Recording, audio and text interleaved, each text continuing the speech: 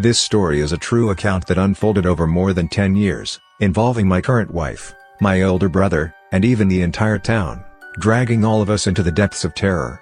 It's quite long, and I'm not used to writing such things, so parts of it may be hard to read.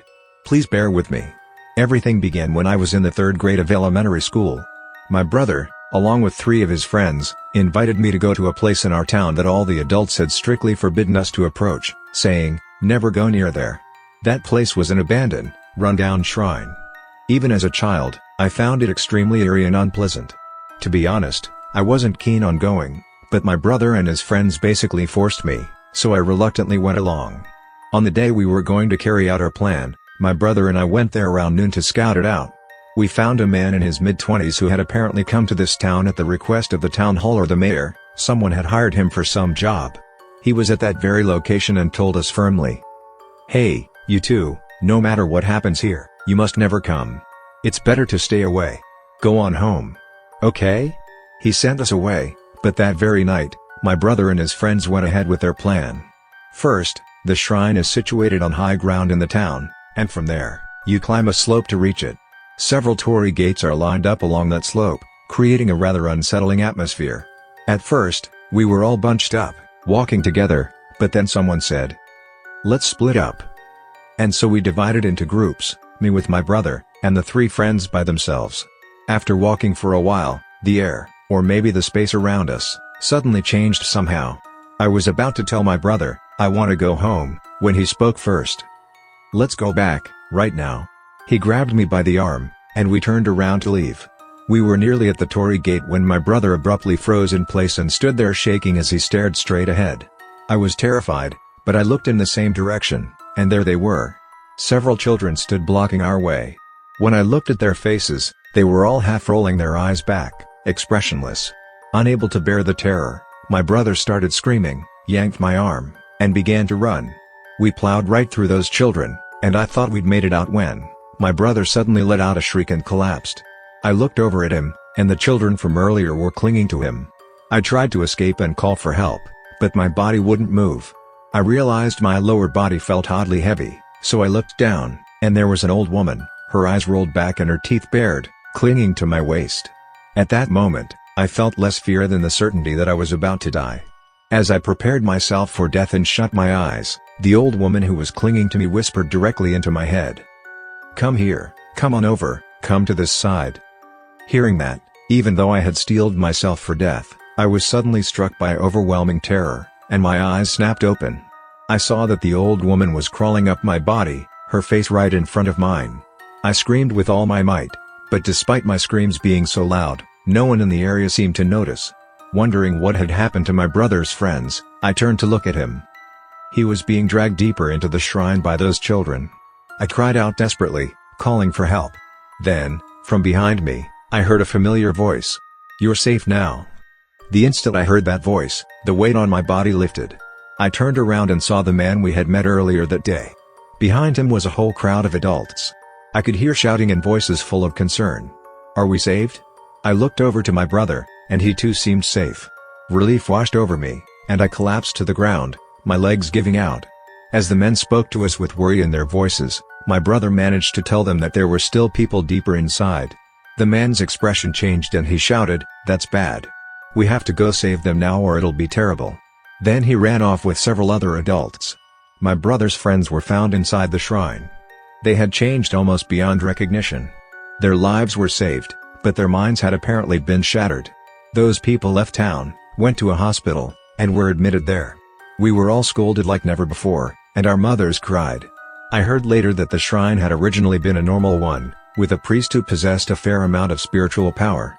However, precisely because his powers were strong, restless spirits seeking help kept arriving one after another.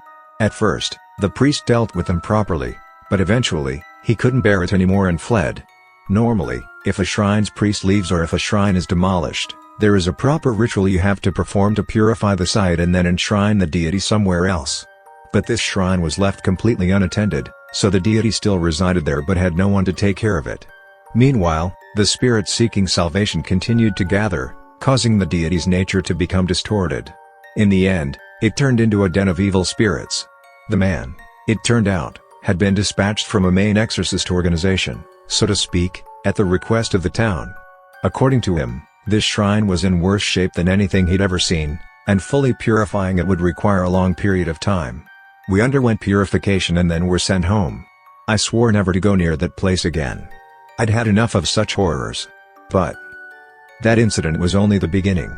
A few years later, when I was in my third year of junior high school, I experienced a terror unlike anything I'd ever known before. When I was in my third year of junior high, there was a student in my class named M who really stood out from the crowd. Out of all things, he announced that he wanted to hold a test of courage at that shrine. He even invited me and my girlfriend, now my wife, but that invitation became the trigger for an incident that once again involved my brother and the entire town. When I heard that M was planning a test of courage at that shrine, I couldn't stop trembling. Then M said to me, "Hey, T. You're coming too, right? I've already invited A, so of course you'll come. You're not gonna run away, are you?" It felt like a provocation, but he was inviting me. Naturally, I refused. "No, sorry, but I'm not going. You guys shouldn't go there either. Really, I'm telling you, don't do it." I tried to dissuade him, but M wouldn't listen at all. Instead, he called me a coward, accused me of acting like a know-it-all trying to look cool, and hurled all kinds of insults at me. No matter how many times I tried to talk him out of it, it was pointless. I wished I could have told him everything that had happened back then, but the adults in the town and that man had strictly forbidden me from discussing the incident. The reason I was forbidden from talking about it is that human relationships, apparently, aren't as simple as we usually imagine. They're deeper and more complex. Even if you've only talked to someone a little bit, just exchanging greetings, for example, that alone establishes a kind of connection or bond between you, though the strength of that bond may vary. Even if the two people don't get along, it doesn't matter, the connection is formed regardless. It's said that the famous concept of Koto-Dhamma, the power of words, is related to this as well. So if I were to tell people about that incident, I, who was obviously involved, could form a link to those evil spirits, and they might use me as a medium to approach anyone who heard the story. In other words, there was a risk that the people hearing it would be summoned by those spirits. That's why I couldn't talk about what had happened. Because if I did, people who weren't connected at all might overhear, or M might tell other people. I tried everything to stop them from going, but it was like talking to a wall. On top of that, M spread rumors all over the grade that I was a coward, that I was a chicken for letting my girlfriend go without me. I wasn't exactly bullied, but I was somewhat isolated. Why was M behaving that way toward me? I would only find out the real reason a few years later, when all of this finally ended. I tried to convince A at least, but she said, A's close friend, is also going, and I've already promised to go. It's too late to back out, and wouldn't listen. It seemed like M's rumors also made her lose a bit of faith in me. I didn't want to leave A to go there alone, but I didn't want to go anywhere near that shrine again. I couldn't stop her without telling her the truth. Even if I told just her, M or R might pressure it out of her. While I was struggling with what to do, I remembered something. After the original incident, that man had given both me and my brother something that looked like a rosary. He said, "There's a chance you might still be in danger, so hold on to this. You don't have to literally carry it at all times, but keep it close by if you can. As long as you have it, you'll be safe from most things." Okay? I had 2 of them. So I said to A, "I really can't go, so please take this with you instead. Don't forget it or lose it, okay?" I hesitated for a moment but agreed to take it from me. I figured it would be okay to give her one because I still had the other one. The other was originally my brother's, but he wasn't at home anymore. I'll explain later where he went. Then the night of M's test of courage finally arrived. It was a night that would be like a nightmare for us all. The night of the test, I was starting to feel a bit guilty. Maybe I should have been more forceful in stopping them. Was I really such a coward for not going with A, just because I was scared? I felt disgusted with myself. I was in my room, worrying, when the phone downstairs began to ring. My parents weren't picking up, so I went to answer. It was R. T? Something's happened to A. It's terrible. Just get over here. Please, hurry. What do you mean? What's happening? What condition is A in? Just please help. We're at the shrine. Hurry, get here now. In that moment, I realized the worst had happened. Because of my cowardice, A was in danger. I was overwhelmed by regret. All fear vanished, replaced by a desperate need to help A, and I decided to go to the shrine. But what could I do on my own? I wasn't sure. I hesitated but decided to tell my parents after all. I should have done that in the first place, but I was afraid Em and others would label me a coward for snitching to adults. I also worried that A would hate me for it. That self-centered desire to protect my own reputation had stopped me from telling them. I was disgusted with myself. I really wanted to consult my brother, but even after the original incident, my brother had kept experiencing spiritual phenomena. Apparently, the aftermath of that incident was far more severe for him, and so he was taken to the main temple of those exorcists, I'm not entirely sure what to call it, to be purified, and he hadn't come back.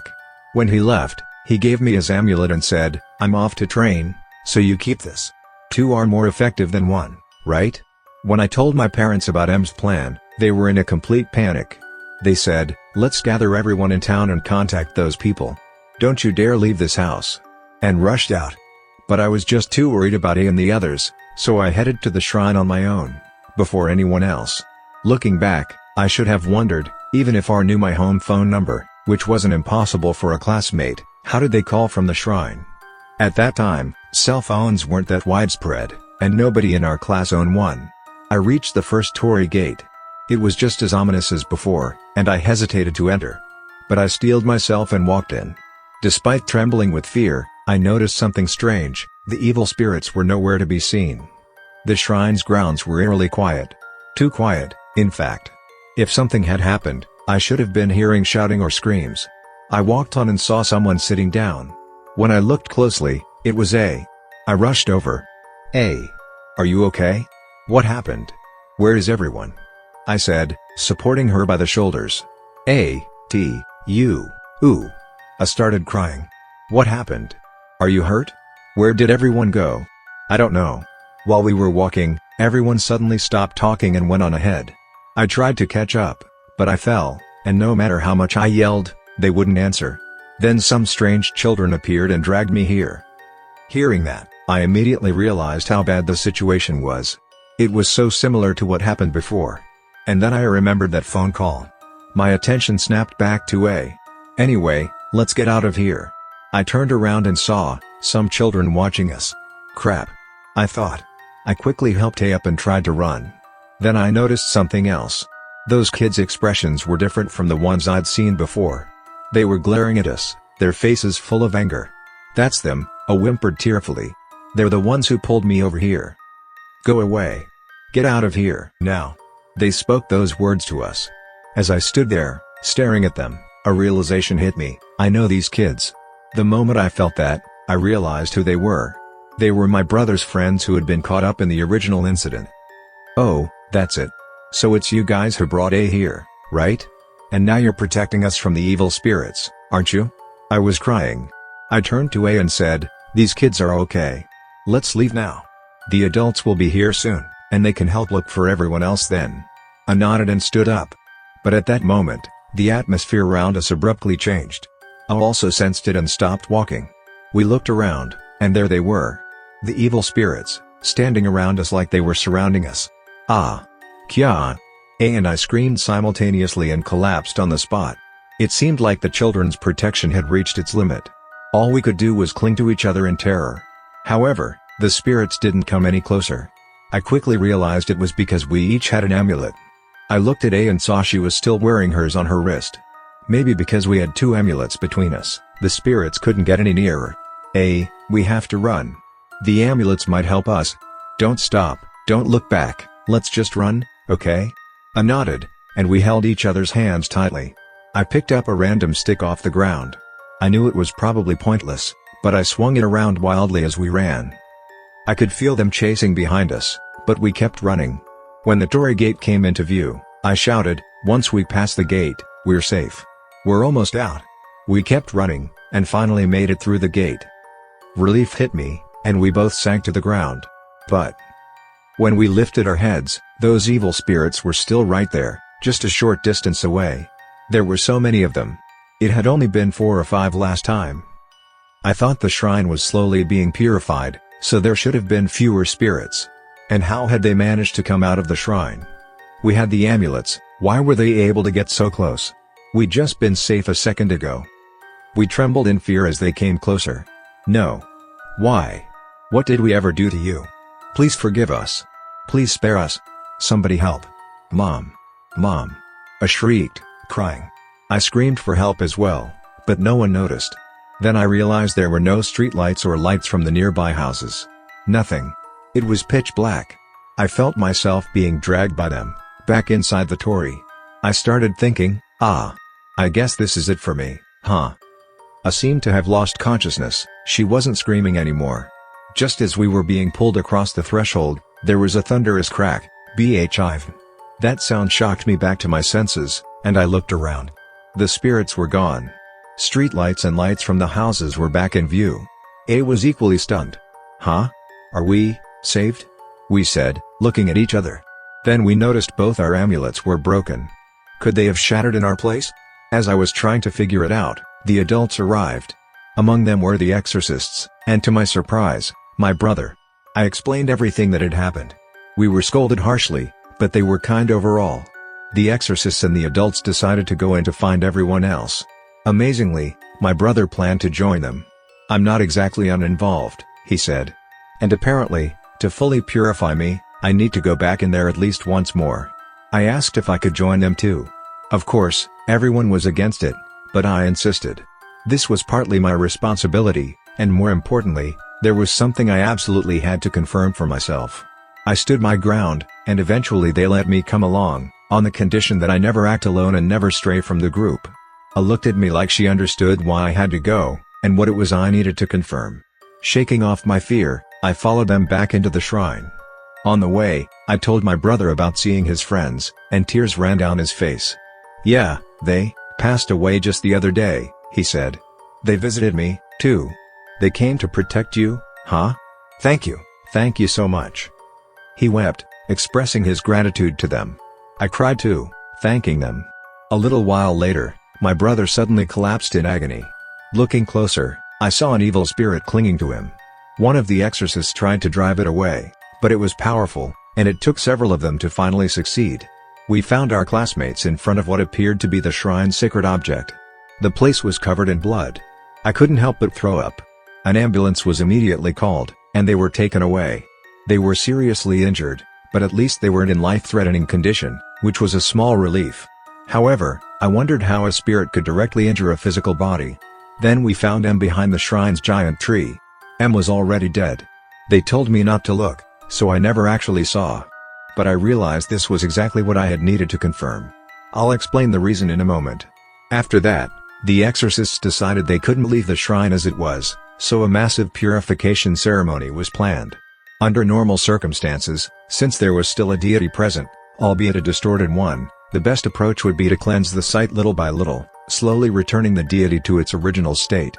But time was of the essence, so they had no choice but to rush. A few days later, the purification rites began. I had seen exorcism scenes on TV, but this ritual was on a completely different scale. Because A and I were directly involved, we were asked to attend. I'm certain I'll never forget the scene I witnessed. Despite the fact that someone died, this incident never made the newspaper. Apparently, the exorcists and the townspeople had taken care of things behind the scenes. I assumed it was to prevent the infection of knowledge, but there was another reason as well. I wouldn't learn about that other reason, or the real truth behind this latest incident, until a few years later, just like with my own circumstances. After this, I went on to high school. I graduated and left town for work. I went to college after high school, also leaving town. We lived together, and once she graduated, we got married. Time passed, and eventually we had a daughter. When she was 5, we went back to my family home for a memorial service. On the way, we passed in front of that shrine. The torii gate and the shrine building were all new, completely different from the old days. That incident, the one that took someone's life. The reason I'd wanted to confirm M's death at the time was, "Hey, T, remember that time? When we were being attacked here, we saw M among those evil spirits, didn't we? That's why you wanted to check, right?" I said, as though she'd just remembered. "Yeah." When I answered, we both fell silent. "Mommy, I need the bathroom." Our daughter, E, said that, and we hurried the rest of the way to my parents' house. Once we were home and had relaxed a bit, E said, "I'm gonna go play outside. Watch out for cars. Don't go too far." I called after her. When she still hadn't come back for a while, we were about to go look for her, but she returned in tears. Where did you go? We were worried, I said, and then she said something incredible. Well, there was this strange big brother who said, "Come here," and tried to pull me along. I said no, and then he pulled my hand anyway. Then someone else grabbed me from behind and dragged me into the temple, she meant the shrine, and I couldn't get out. I was speechless. Could it be? Next to me, turned pale. So then? What happened next? Did you see anything? Are you hurt at all? I asked hurriedly, checking her all over. No. I didn't see anything. I waited a bit, and then a door opened, so I came back. Daddy, Mommy, I'm sorry. He burst into tears, and A held her tight, trying to calm her down. I immediately called my brother. After the previous incident, he had asked to continue training at the exorcist's main temple. He'd had a lot to think about, and with permission from our parents and the exorcists, he went off. He answered right away. Oh, long time no talk. I'm actually heading back the day after to more. Wait, why are you in that situation? What's going on? It seemed my brother had sensed something. I explained everything. Get out of town immediately. No, maybe it's too late. Listen, you have to barricade yourselves in that shrine. Don't leave, got it? We'll be right there. Huh? You can't be serious. Why the shrine? What's going on? I was totally confused. The thing that's after you is no joke. It's not just some vengeful spirit, it's beyond that. It's practically a demon. How on earth could something become like that? Listen to me. Get yourselves inside that shrine right now. Then the call abruptly ended. In my confusion, I explained the situation to everyone. We made a big fuss but ended up barricading ourselves inside the shrine. We stayed in the room where the sacred object was kept, waiting for morning. It was late into the night, and we were starting to get sleepy when... Hey! It's me. I came for you. Let me in. We heard my brother's voice from the front entrance. But we knew it couldn't be him. If you want to come in, there's another way to do that, we answered. Both A and I recognized who it really was. It's you, isn't it? We know it's you. But why? Why are you doing this to us?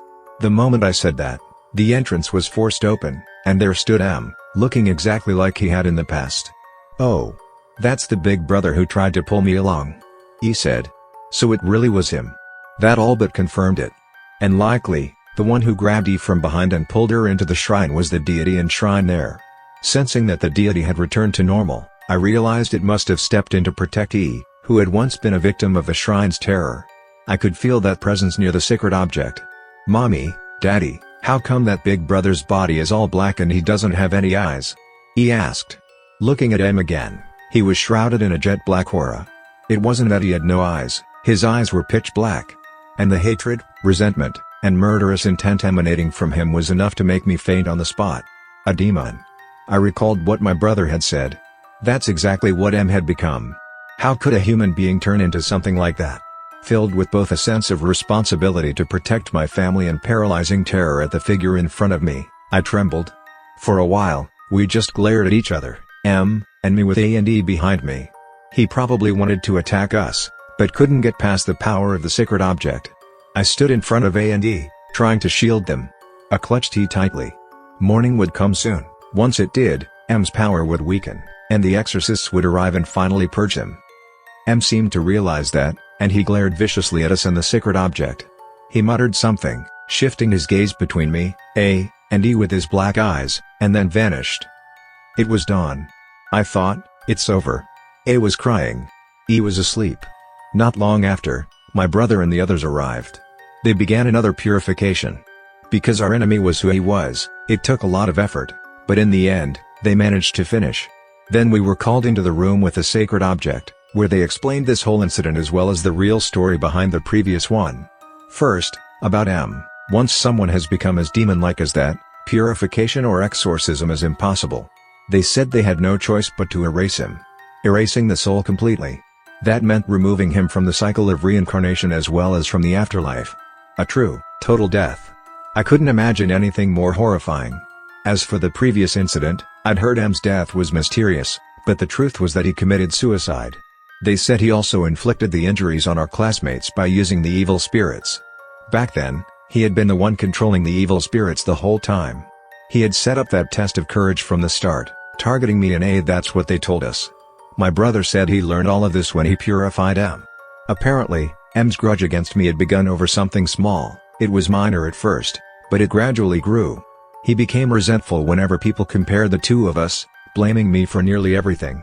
It was almost pure spite. He once tried to take A away from me, partly out of spite, but he ended up genuinely falling for her, or so they said. I recall A mentioning once that he had made passes at her. When it didn't respond at all, that love turned into hatred. And then he started blaming me even more. At some point, he must have overheard the adults discussing the original incident, realized my involvement, and decided to use the shrine. He would go to that big tree and pound nails into a straw doll, representing me, while shouting, "Kill T." Normally, the evil spirits would have consumed M, but his hatred was so intense that he ended up controlling them instead. Then M decided that he himself would become an evil spirit in order to kill me and drag A down to his side. It was a horrifying choice. Apparently, he viewed the other members of the group as nothing more than sacrificial pawns. He did briefly consider killing A along with everyone else, but the amulet and my brother's friends interfered. That's why he concocted that fake phone call to lure me out. Oh, right, I should mention something important. By the time the test of courage actually started, M was already dead.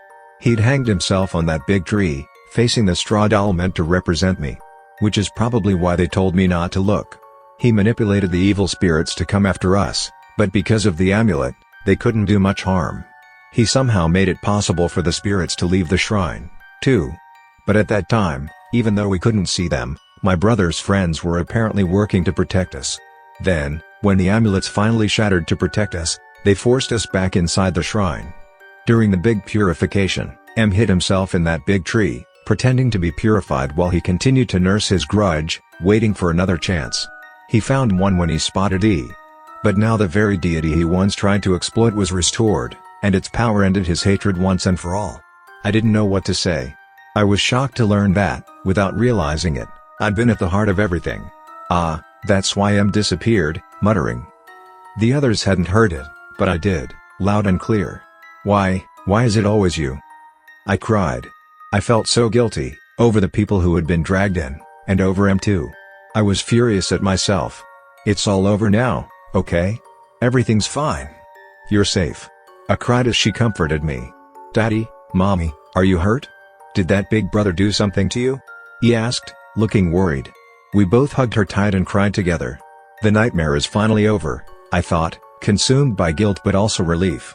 After that, we visited the graves of those who died. We expressed our deepest gratitude at the graves of my brother's friends, promising we'd come to pay our respects every year. We visited M's grave too. We wanted to visit his family's home to offer incense, but they had moved away, and no one knew where they went. A grave with no soul. I didn't know what to say to M.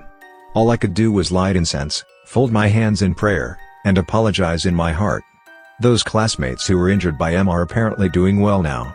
They have no memories of being in the shrine. There's even talk of a class reunion soon. Oh, and our daughter is now in elementary school and is thriving. After the incident, the exorcist said that, because the deity had personally intervened and touched E, she had become something special. They even asked if we'd consider giving her over to them. Naturally, we politely declined. They said E's spiritual defenses are now extraordinarily strong, ordinary evil spirits can't even get near her. I'm not sure if I should be happy about that. I gave a strained smile when she heard this. Also, when we visit other shrines or temples, we've been told that there are many protective presences watching over us. We'll be eternally grateful to them all.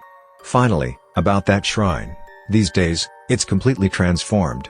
The grounds are filled with children playing, and sometimes they hold festivals there. It's a lively place. But we'll never forget the events that happened there.